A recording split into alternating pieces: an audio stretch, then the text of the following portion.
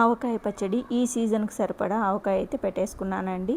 ఈ సీజన్లో మనం పెట్టుకునే ఆవకాయ సంవత్సరం అంతా నిల్వ ఉండాలన్నా, బూజు పట్టకుండా, ముక్క మెత్తబడకుండా గిన్నె కొలతలతో ఆవకాయని ఏ విధంగా రెడీ చేసుకోవాలి అనేది ఈ వీడియోలో అయితే మీకు చూపిస్తాను. Welcome to Manjula Rayachoti YouTube channel. ఈ మామిడికాయ ఊరగాయ పెట్టడానికి నేను ఊరగాయ మామిడికాయలు అయితే తీసుకున్నానండి. ఈ మామిడికాయలు ఒక 4 అవర్స్ అయితే నీటిలో నానబెట్టుకోవాలి. ఊరగాయ పెట్టుకునే ముందు రోజు మనం ఎండలో కల్లుప్పునైతే ఎండబెట్టుకోవాలి. అలాగే ఆవాలు, మెంతులు కూడా ఎండబెట్టుకోవాలండి.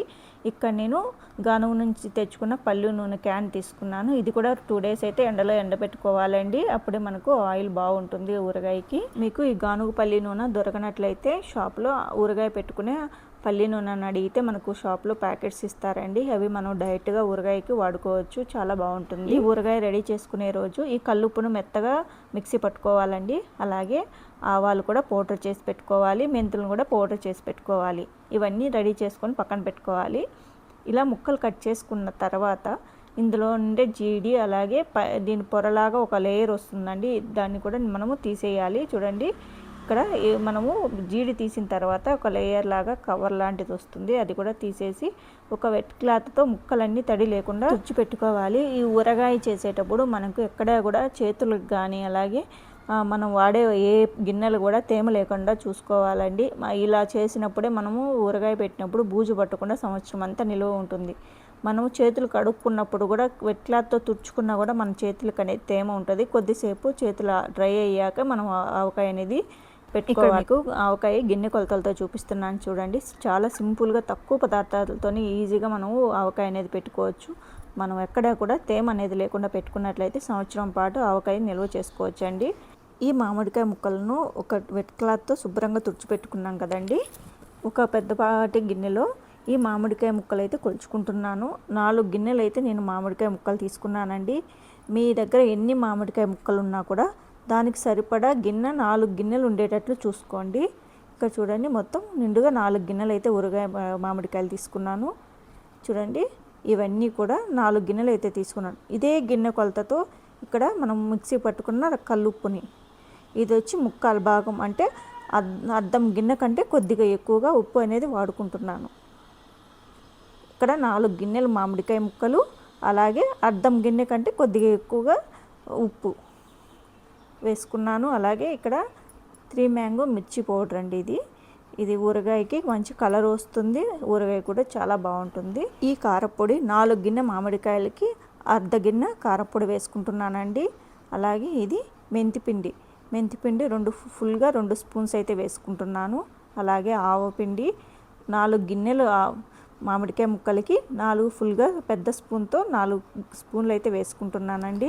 చాలా వరకు ఊరగాయలు ఆవపిండి ఎక్కువ వేసుకుంటారండి. ఇలా ఆవపిండి ఎక్కువ వేసుకున్నప్పుడు ఊరగాయ సంవత్సరం అయ్యేసరికి నల్లగా మారుతుంది. అలా కాకుండా ఈ విధంగా అయితే తక్కువగా వేసుకున్నట్లయితే ఊరగాయ చాలా బాగుంటుంది. 1 ఇయర్ వరకు మనకు కలర్ చేంజ్ కాకుండా ఉంటుంది.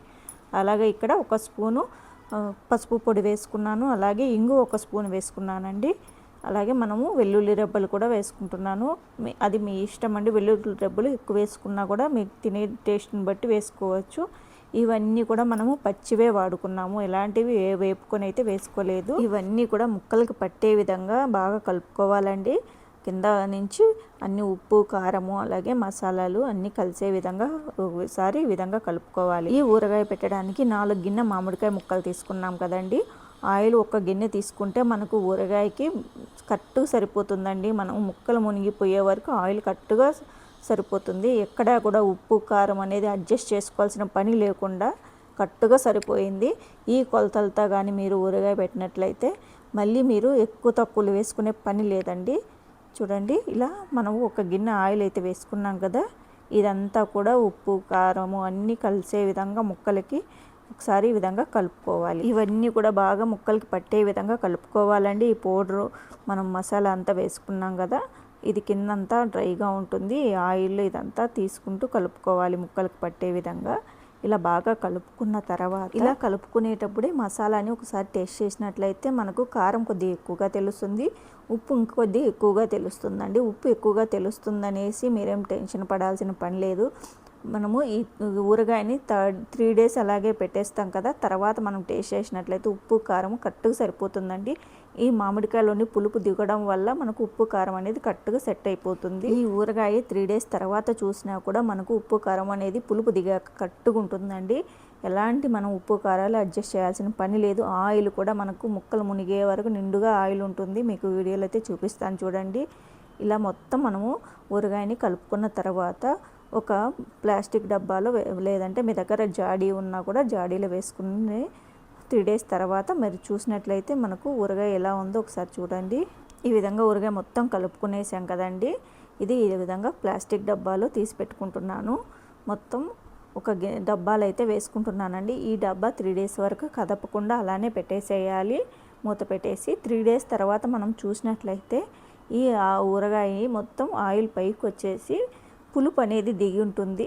అప్పుడు ఒకసారి మళ్ళీ మనం కలుపుకొని టేస్ట్ చేసినట్లయితే మనకు ఉప్పు కారం కరెక్ట్గా ఉందా లేదా తెలుస్తుంది. మీకు ఏమన్నా ఎక్కువ తక్కువ ఉన్నట్లయితే ఆ రోజు అడ్జస్ట్ చేసుకోవచ్చండి. నాకైతే అసలు ఏమి కానీ కలపాల్సిన పనే లేదండి. మీకు వీడియోలో అయితే చూపిస్తాను. వీడియోని అయితే లాస్ట్ వరకు చూడండి. మీకు కానీ కొత్తగా మన ఛానల్ చూస్తున్నట్లయితే వీడియోని లైక్ చేయండి, షేర్ చేయండి, ఛానల్ని సబ్స్క్రైబ్ చేసుకోండి. ఈ విధంగా గిన్నెలో ఊరగాయ అంతా కలుపుకున్నాం కదండి. ఇవన్నీ తీసేసిన తర్వాత ఇందులో కొద్దిగా అన్నం వేసుకొని అలాగే నెయ్యి వేసుకొని కలుపుకొని తిన్నట్లయితే కొత్త ఆవకాయ చాలా టేస్టీగా ఉంటుంది. ఎప్పుడైనా ఆవకాయ పెట్టినప్పుడు ఫైనల్గా ఈ రైస్ కలుపుకోవడం అయితే మిస్ అవ్వద్దండి. మనం పెట్టిన ఆవకాయ 3 డేస్ తర్వాత చూడండి మొత్తం ఆయిల్ నిండుగా పైకి ఏ విధంగా వచ్చిందో. 4 గిన్నెలు మామిడికాయ ముక్కలకి 1 గిన్నె ఆయిల్ వేసాము. కరెక్ట్గా సెట్ అయిపోయిందండి. దీన్నంతా ఒక గిన్నెలో తీసుకొని ఒకసారి మొత్తం కలుపుకొని స్టోర్ చేసేసుకుందామండి. ఇప్పుడు కూడా మనము గిన్నెలు మొత్తం డ్రైగానే ఉండాలా, ఎలాంటి తడిగా ఉండేటట్లు లేకుండా చూడండి. మనం వేసిన కొలత ప్రకారం మసాలాలు ఎంత కరెక్ట్గా మసాలా సరిపోయిందో. ఎక్కువ ఆవపిండి ఇవన్నీ వేయడం వల్ల ఊరగాయ కలర్ మారిపోవడం తప్పిస్తే ఏమీ ఉండదండి. ఈ మాత్రం మసాలా కరెక్ట్గా సరిపోతుంది. ఎక్కువ ఖర్చు లేకుండా తక్కువ పదార్థాలతో మనము ఆవకాయ అనేది చాలా సింపుల్గా టేస్టీగా పెట్టుకోవచ్చు. ఇదైతే 1 ఇయర్ నిల్వ ఉంటుంది. నేను 2 బాక్సులలో స్టోర్ చేసుకుంటున్నానండి. మీరు ఫ్రిడ్జ్లో స్టోర్ చేసుకున్నట్లయితే 1 ఇయర్ వరకు మనకు ఎలాంటి టేస్ట్ చేంజ్ అవ్వకుండా ఈరోజు ఎలా పెట్టామో 1 ఇయర్ తర్వాత కూడా సేమ్ అదే టేస్ట్తో ముక్కలు మెత్తబడకుండా చాలా బాగుంటుంది. మీరు బయట స్టోర్ చేసుకోవాలన్నా కూడా ఎలాంటి గరిటెకి కానీ ఏవి తడి లేకుండా చూసుకోవాలి. అప్పుడే మనకు ఊరగాయ అనేది బూజు పట్టకుండా ఎక్కువ కాలం నిల్వ ఉంటుంది. మన ఛానల్లో సేమ్ కొలతలతోనే మామిడికాయ ఊరగాయ అలాగే టమాటో ఊరగాయ కూడా ఉందండి. నేను కింద డిస్క్రిప్షన్లో ఇస్తాను. చాలా బాగుంటుంది. తప్పకుండా ట్రై చేయండి. మీకు ఎలా వచ్చింది నా కామెంట్ బాక్స్లో తెలియచేయండి. మీకు కానీ వీడియో నచ్చినట్లయితే వీడియోని లైక్ చేయండి, షేర్ చేయండి, ఛానల్ని సబ్స్క్రైబ్ చేసుకోండి. Thanks for watching.